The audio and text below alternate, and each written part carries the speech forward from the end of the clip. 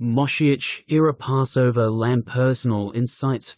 We learn from our sages that the nation of Israel had reached the 49th level of impurity in Egypt, which meant a very high percentage did in fact worship Egyptian deities in one form or another. The classic and most worshipped was in fact the lamb. Shock, horror, I hear you say. Exactly.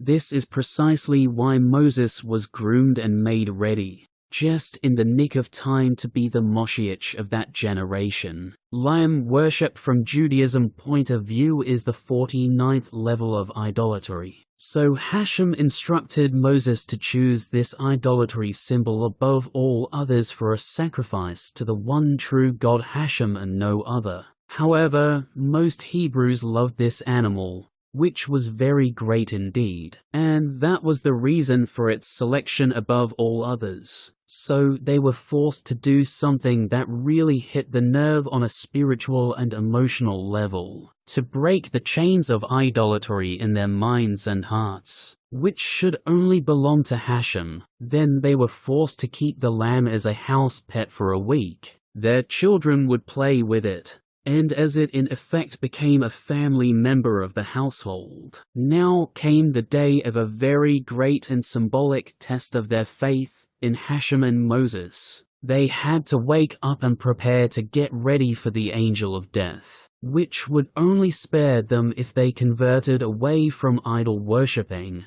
a false idol in their hearts and minds. Children would cry out, "Do not do it." Wives would be angry at their husbands for doing such a thing to the now family pet they loved, but it had to be done. So stroking and loving the lamb, it was taken outside, and just like Abraham, a very sharp blade cut into the soft tissues of the neck as its life force departed. The blood was saved, and the lamb butchered into pieces of meat for later. While the blood was still warm and paintable, the doorway was washed down in dripping blood. The Egyptians ran in horror, screaming blue murder, but the local authorities were too scared to take any action. The father came back with the sad news that children and wives screamed and cried for the rest of the day.